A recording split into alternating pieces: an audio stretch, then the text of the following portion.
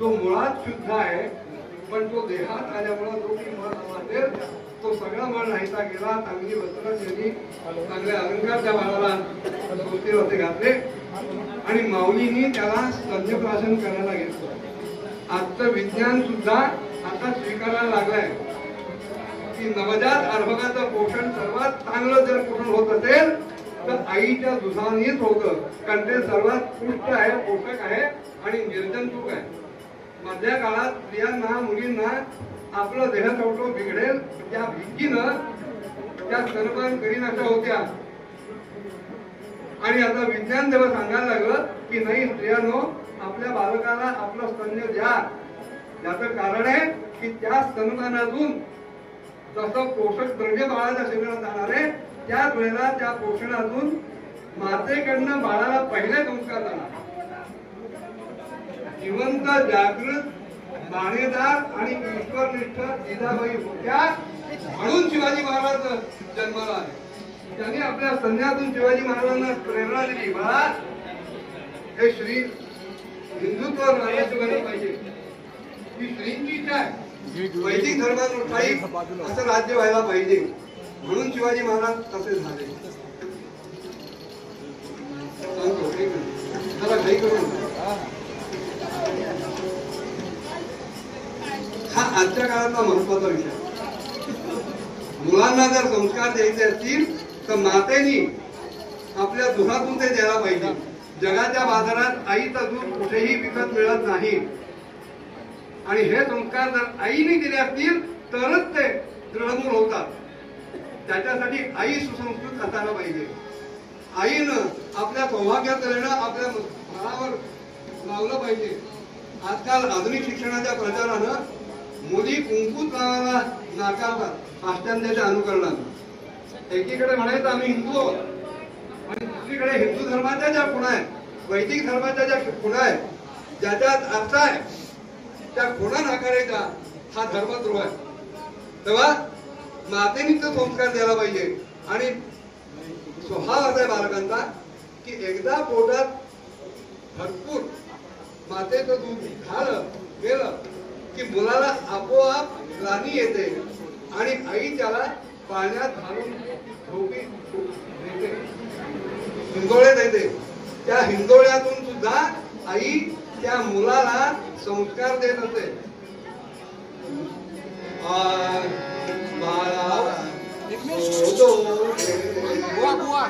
अजून पाळण्यात बाळ घालायचंय ना. कोणी गोपाळ घ्या, कोणी गोविंद घ्या,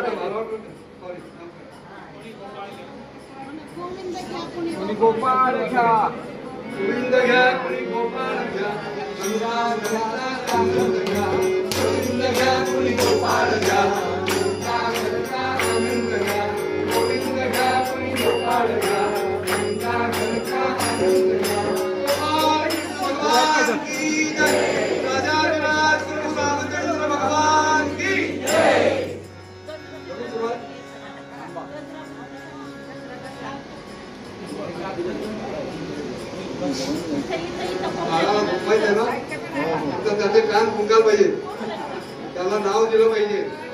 जो अनाव आहे, नामरूपाच्या पलीकडे आहे, त्याला इथे आल्यानंतर काहीतरी नाव द्यावं लागतं, द्यावी लागते. त्याला राम, श्रीराम हे नाव दिलं आणि माऊली पाळण्याला धोके देत गोपाळा म्हणजे पाळणा म्हणजे करायची का गोपाळ बाळा दो दो रे दो दो रे दो दो रे रंग रंगीत पाळणा रंगीत पाळणा सदविय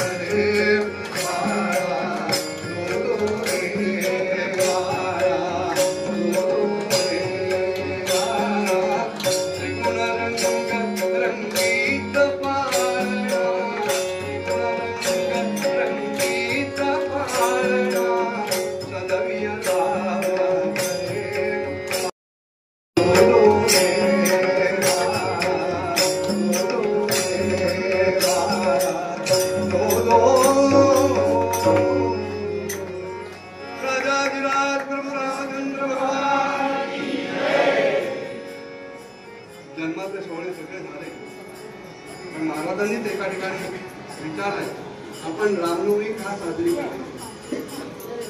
चांगले कपडे द्यायला मिळतात, चांगल्या द्यायला मिळतात, फोटोग्राफी होते, व्हिडिओ शूटिंग होतं, वर्तमानपत्रात नाव लागेल, चित्र लागेल, एवढ्यासाठी रामनवमी करायची का?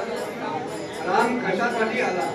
परित्राणाय साधूनां विनाशाय दुष्कृतां धर्मसंस्थापनार्थाय संभवामि युगे। यदा यदा हि धर्मस्य भारत अभ्युत्थानम अधर्मस्य तदात्मानं सुधारणं. माणसं आपल्या वर्णाश्रम धर्माला विसरून जेव्हा इकडे तिकडे धावायला लागतात, अनाचार अत्याचार करायला लागतात, त्यावेळेला भगवंत धर्माच्या स्थापनेसाठी अवतार घेतो. रामाने जो अवतार घेतला तो मर्यादा पुरुषोत्तमाचा अवतार घेतो. मनुष्य जीव ज्या ज्या नात्याने दुसऱ्या जीवांची बांधला जातो त्या त्या नात्याबरोबर येणारा जो कर्तव्याचा भाग आहे तो संपूर्ण कर्तव्याचा भाग तोच धर्म समजून रामाने यथाचित आपल्या जीवनात पाळला. राम एकवाणी होते, एकवचनी होते. जो बाण टाकला तो व्यर्था गेला नाही, जो शब्द दिला तो कसून पाळला. एकपत्नी व्रत धारण करणारे होते आणि सचोटीने सत्याने वागणारे होते. रामो द्विर्म भाषणे, एकदा शब्द दिला की तो फिरवणं मागे घेणं हे रामांच्या चरित्रात कुठे नाही. रामभूमी साजरी याच्यासाठी करायची की रामांचा एक तरी गुण आपल्या आयुष्यात आपल्याला अंगी बाळगता यावा, आपल्या आजारात तो दिसावा. रामायण शेवटपर्यंत राहणार आहे. यावत शास्त्रेंची गिरहा चरितश्च महितले तावत श्री रामायण कथा लोकेशु प्रचलिष्यते. वाल्मिकीची प्रतिज्ञा आहे. जोपर्यंत इथे चंद्र सूर्य होत आहेत, जोपर्यंत नद्या डोंगर सगळे आहेत, तोपर्यंत ही रामायण कथा अव्याहतपणे राहणार आहे. ती राहणार आहे कशासाठी? आमचं जीवन सुधारण्यासाठी, रामाप्रमाणे आम्हाला वागता यावं, प्रचलित काळात सुद्धा सचोटीनं आपल्याला व्यवहार करता यावा. आणि रामनाम घेतलं की जी धन्यता जीवाला मिळते ती धन्यता मिळावी यासाठी रामनवमी आणि यासारखे सण साजरे करायचे असतात, उत्सव करायचे असतात. त्या उत्सवाला उत्साह आमापच पाहिजे, पण त्या उत्साहाला विवेकाचंही आवरण पाहिजे. अविवेकाने कुठलाही उत्सव करता कामा नये. तेव्हा असे उत्सव जर केले, हा रामनामाचा गजर जर सगळीकडे त्रिभुवनात जर पसरला तर नाथ महाराज म्हणतात आवडीने राम गाय, आवडीने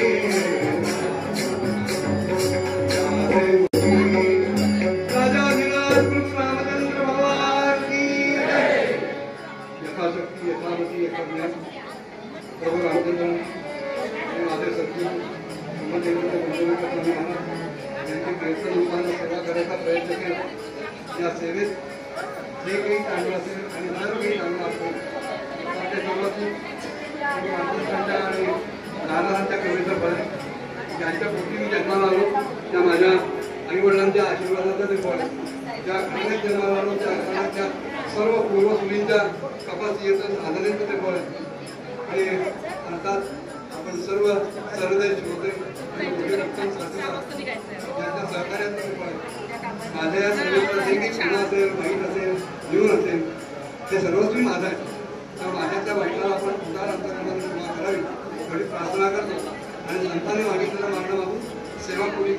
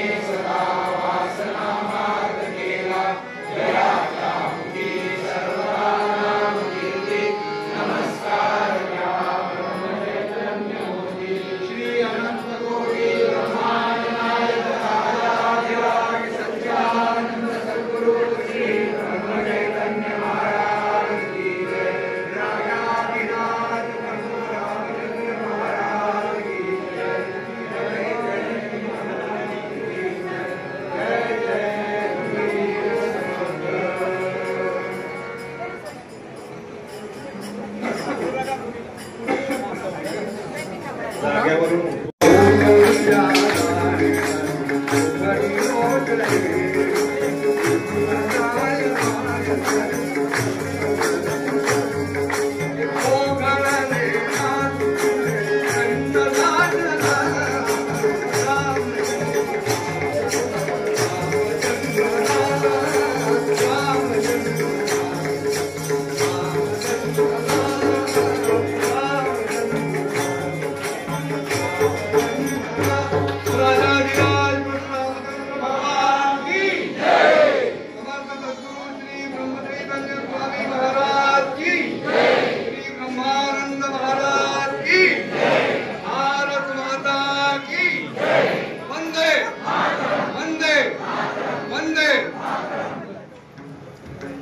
कुणीही जागेवरून उठू नका.